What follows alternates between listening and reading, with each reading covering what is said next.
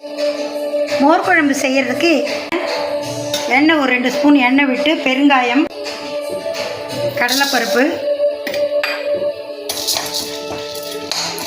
நல்லா வறுத்தாச்சு எடுத்து வச்சுக்கோ. இது தனியா,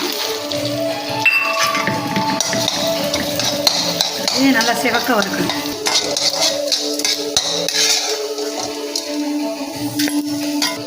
துவரம்பருப்பு, சீரகம், ஒரு 1/4 டீஸ்பூன் வெந்தயம் போதும், ஒரு 6 பச்சை மிளகாய், இஞ்சி எல்லாத்தையும் வறுக்கணும்.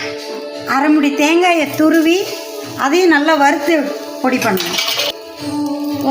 தேவைப்பட்டால் சேர்த்துக்கலாம், அவங்கவுங்க விருப்பம் தான்.